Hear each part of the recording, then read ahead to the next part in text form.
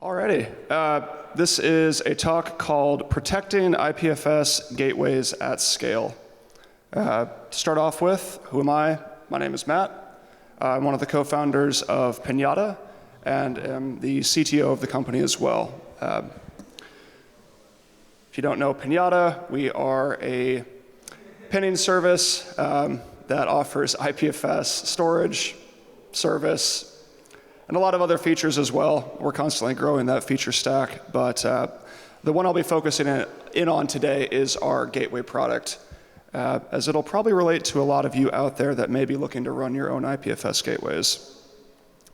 So for those of you that don't know, what is an IPFS gateway? I imagine many of you in the room probably know the answer to this, but hopefully this will be helpful for the people on the recording. An IPFS gateway is simply an IPFS node. Excuse me. An IPFS gateway is a node that operates as a portal into the IPFS network. So not everybody is capable of running an IPFS node on their machines right now, or they may not want to, whether it's for resource constraints or whether it's for cost purposes, efficiency, what have you. Either way, an IPFS gateway essentially acts as a portal into the network for these people. You can access it via a URL, similarly to how you would just access a normal website. So in the diagram here, we see a user, that's going to be you, accessing content. You ask the IPFS gateway, you say, hey, I want this content. And it's going to go out and it's going to go search the IPFS network for that content for you, and it's going to return it. In the case here, we have a node with that content. It's going to first go to the gateway, then it's going to go to the user. And that's how content gets served through IPFS gateways. So there's a lot of well-known public gateways out there in the IPFS network. And if you go to GitHub, you can search for this thing called the Public Gateway Checker. This is a tool that monitors public gateways that are available for public usage and their current status, whether they are online or not. And if you notice here at the bottom of the list, we have a lot of gateways that are offline. And actually, the slide doesn't show this, but if you scroll down, you would see an even bigger list. You can see kind of up there in the top left, 24 out of 82 gateways are currently online. That's not a lot. So a very small percentage of IPFS gateways that have ever been online and added themselves to this checking tool are still online. So why is this? There's a lot of challenges facing public gateways out here.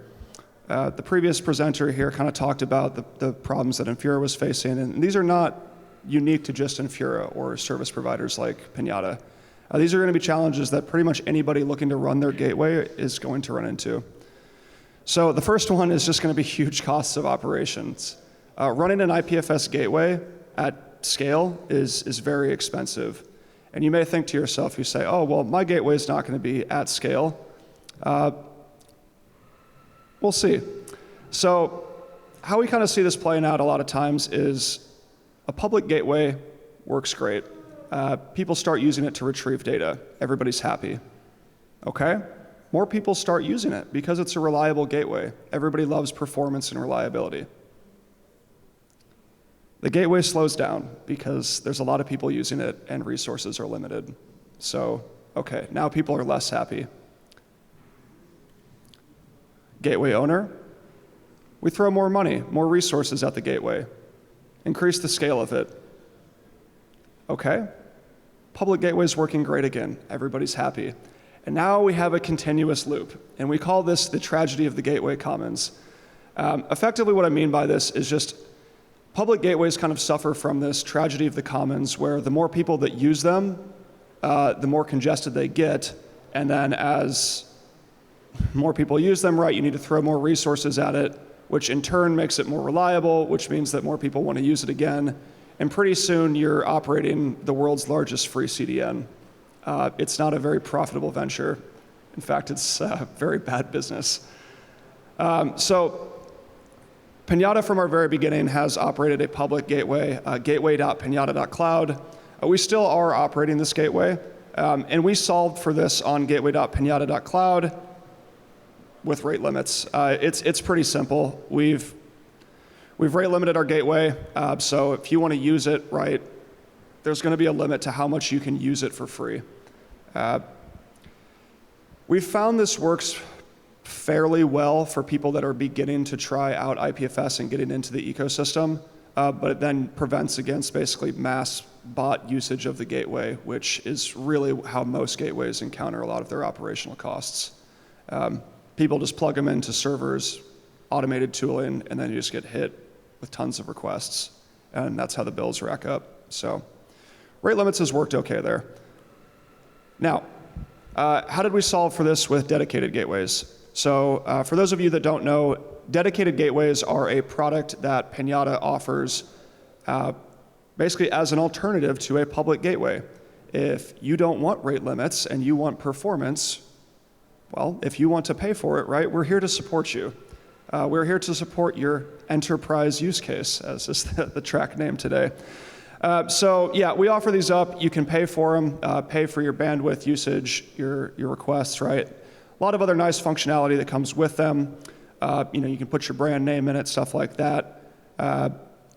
But again, yeah, we don't want to rate limit these, right? That's a bad user experience, especially when you're paying for it. So rate limits don't really work there.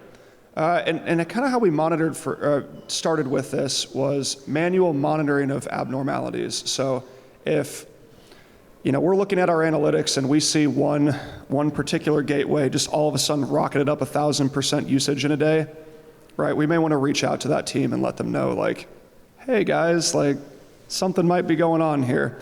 And we still kind of do this to this day, not like at a deep level, but just at an overall system level to see if anything's going wrong. And work with our customers to make sure that their usage is lining up with their expectations. And we actually do have a lot of things kind of coming down the line that should help with this in a more automated fashion.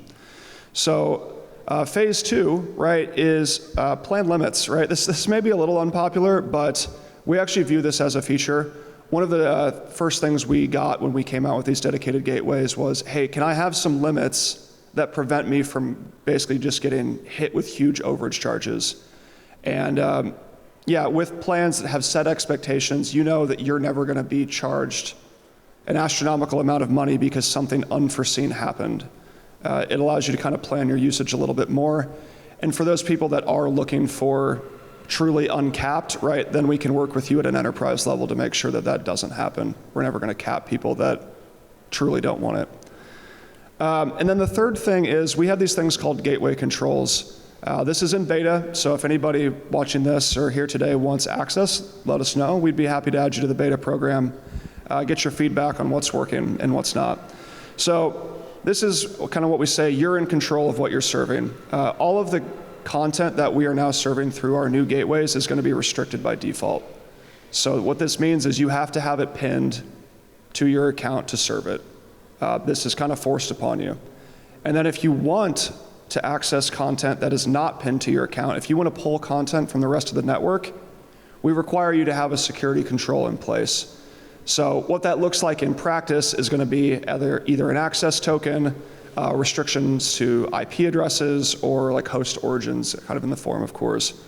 We'll probably have some more of these in the future, but this is a good starting point that fits probably that 90-95% that a lot of people have been asking for. So, and the whole thing here is we want to make sure that anytime somebody is requesting content that's like not default on their account, they're the ones that are actually requesting that content, and it's not just some person out on the internet that's using their gateway as a free CDN.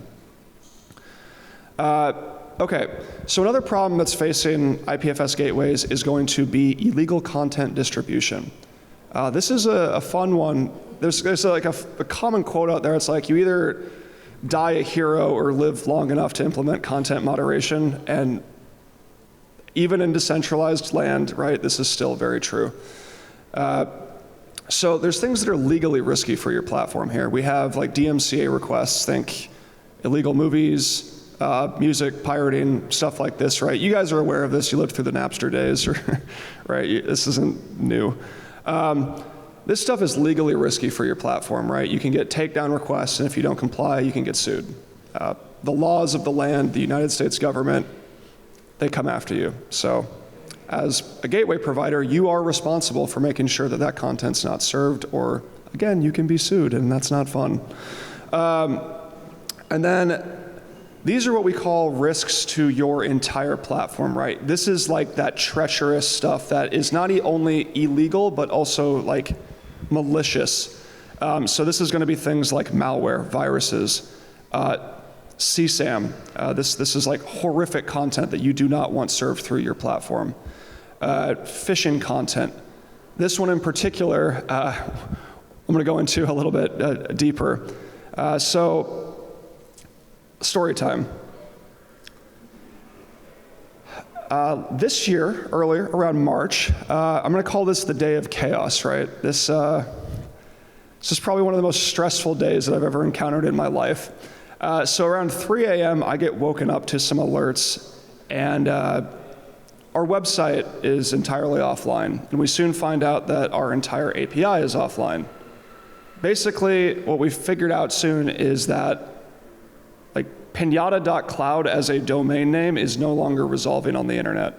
So nothing, like we're wiped off the face of the internet. We have no idea what's happened. There's nothing in our email. There's nothing, in our provider. So like we had like Namecheap at the time. It's like, okay, nothing's in there. Nothing's in Cloudflare. We have no information. So all we know is like we're offline. And then eventually, we just start panic calling like every point of contact, every email we can find. And this lasts for about like an hour and a half. And this has been like very stressful, right? So Namecheap gets back to us and they're like, okay, also for you guys that are hosting things out there on the internet, unless you have some like dedicated enterprise support line, getting fast action for things like DNS is borderline impossible. You get sent to some queue, a support agent will eventually get to it, and unless you have, again, like kind of pre-made this expensive contract, it's going to be slow to resolve, so be aware of this. So Namecheap gets back to us and they say, yeah, you guys have been blocked at the DNS level. But it's not us that blocked you. This happened at the .cloud level. So the .cloud provider took us off the internet. We're like, okay, well, why did this happen? Namecheap had no idea. So again, panic calling, emailing ensues. Cue me calling some random Italian, like I found out some Italian company runs the .cloud domain, and I call their support line, and they're like, well, are you a customer? And I'm like, well, kind of, but not really. And it's just some support agent they think that I'm using this company's email service. They have no idea that like deep under the hood of their organization, they run the entire .cloud domain for the entire internet. It's not the fault of the support agent, but it is one of those things where we're kind of reaching like deep levels of the internet. And eventually what happened is I found some email contact for, I think there's like their head of operations. I found it on like LinkedIn or whatever, sent him an email. Thank God he was looking. And he eventually starts talking to us, and they got to send some information over to the United States. And eventually all this resolves at like around 6:50, where our DNS records are resolving again. So this is about a 4-hour outage where our entire service is offline. Okay. So what happened, and how can you prevent this? Meet the phisher. For those of you that don't know what phishing is, I'm going to talk about it. Phishers are basically people that they want to steal your email credentials. So they make these fake websites. Here's an example of the Microsoft login.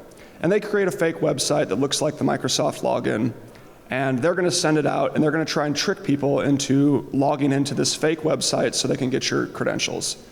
This is how a ton of hacks happen, a ton of data breaches. It's really just social engineering and phishing. So this is a big problem just globally in general. But the phishers discovered that you can use IPFS to host websites.